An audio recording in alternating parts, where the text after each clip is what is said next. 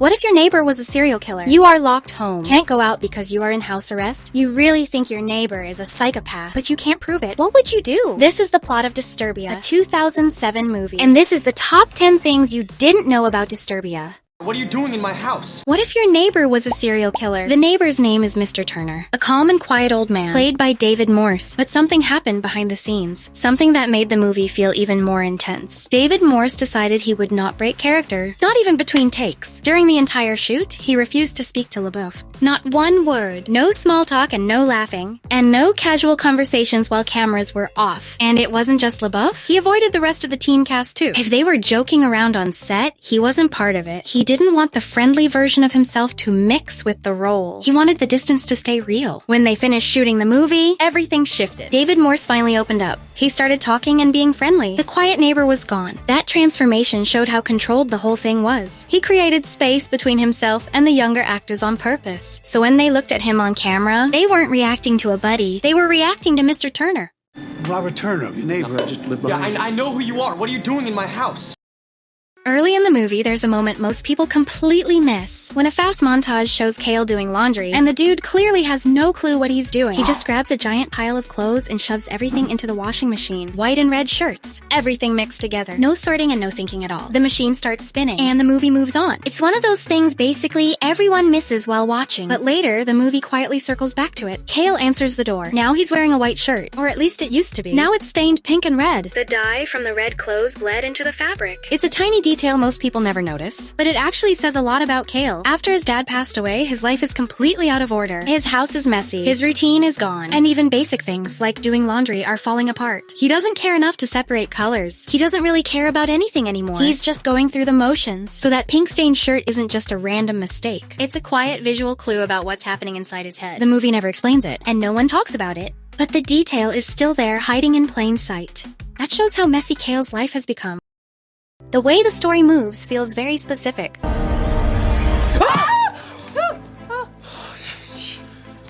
Sorry, I thought you heard me. And once you see it, you can't unsee it. I got something to show you. This is reality without the TV. There's a war right outside my window. Look. Here we go. Chicks, man. The pacing mimics addiction cycles. Watch the rhythm. Boredom, discovery, obsession, escalation, and consequence. This mirrors dopamine loops, like social media scrolling. And then every Thursday at 4 o'clock, she goes to the country club and plays tennis with Betty Big Bangs over there.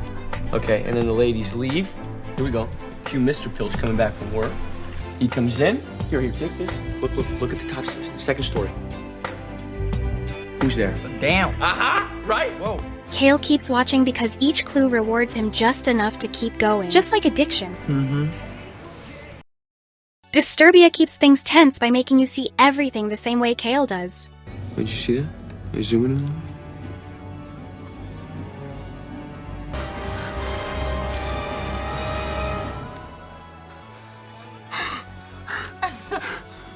You only get small pieces and little clues, weird behavior, and random moments. Because of that, you start wondering, is he right or just imagining things? At first, it's confusing on purpose. But unlike movies by Alfred Hitchcock, this one doesn't stay confusing forever. In the end, the movie stops playing games and shows you the truth, shifting from mystery to straightforward thriller. I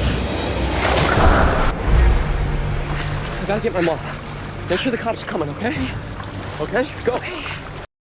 They thought the club girl had escaped, but they were wrong. Earlier in the movie, Kale is watching his neighbor's house through the window. There's a woman inside, and Kale thinks he just saw his weird neighbor unalive her. But then something unexpected happens. A woman walks out of the house. She's wearing high heels. She gets into her car, and she drives away. For Kale, this moment matters, because it looks like proof that the woman inside the house is alive. If she left, then maybe his neighbor isn't a bad guy after all. The movie doesn't stop to explain what just happened. Your brain just accepts what it saw. A woman leaving. End of story. But later, during the climax, everything changes. When Kale breaks into Turner's house, he's desperate to find his mom. During the search, he finds something strange. He finds the club girl stuff. That includes the wig and high heels. Now, the earlier scene hits differently. That woman leaving the house was never a woman. It was Turner in drag. He put on the wig and he wore the heels. He walked outside, got into the car, and drove away. All of it staged. All of it planned. Kale believed the victim escaped. The audience believed it too. But it was just a trick, and a lie that fooled almost everyone watching. Honestly, I think he could be on Drag Race.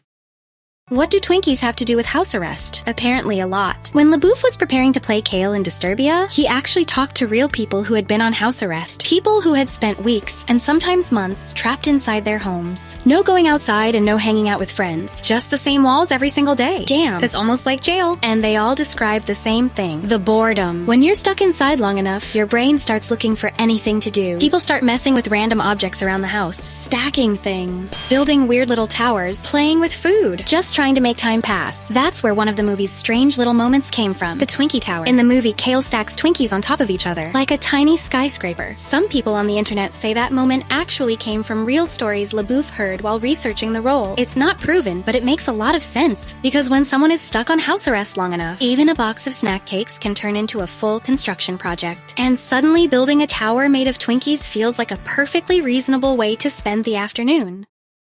Look closely at this neighborhood. It looks like a normal street. Two houses right next to each other. Kale's house and Mr. Turner's house. Pretty cool spying spot, right? But here's the crazy part. In real life, those houses are not neighbors at all. They're not even in the same city. Disturbia was filmed in 2 different places in California. Kale's house was filmed in Whittier, and Mr. Turner's creepy house was filmed in Pasadena. 2 completely different cities. Miles apart, but the movie tricks your brain into thinking they're right next door. That's the magic of filmmaking. Camera angles, careful editing, and smart set design. Every time Kale looks through his binoculars, the movie cuts between 2 houses that were never actually next to each other. Kale could walk outside and knock on Turner's door, but in reality, that street doesn't even exist. At least not the way it's presented in the movie. It's a movie illusion, one fake neighborhood, and once you notice it, you realize how movies can build an entire world from places that were never together.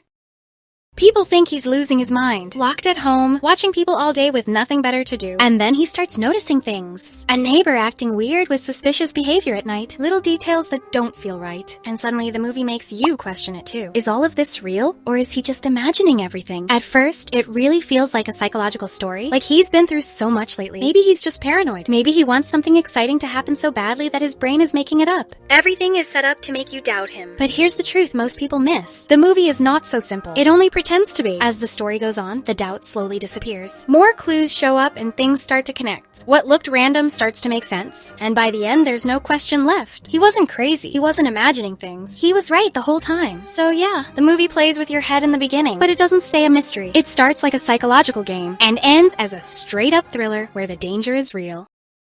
What took you so long? Behind the scenes, one of the most powerful filmmakers in the world was involved as executive producer. Steven Spielberg. Years earlier, Spielberg had worked with a young actor in the movie Holes. That actor was Shia LaBeouf. On that set, Spielberg noticed something different about him. Take this, take that, put that down. Look at the top, the second story. He wasn't just reading lines. He felt natural and unfiltered, like a real teenager, not a Hollywood version of one. Yeah, you got it. So when Disturbia was casting its main role, Shia wasn't some random name in a pile of auditions. He was already on Spielberg's radar. And in Hollywood, when Steven Spielberg supports you, that carries weight. That support helped lock in the role. And it didn't stop there. Not long after, Spielberg cast Shia again, this time in Indiana Jones and the Kingdom of the Crystal Skull. All I do is watch Indiana Jones. You know, that's all I do with my time. Is I just sit around and watch the movies back to back to back to back to back to back. You have nights with your friends, you sit around watching.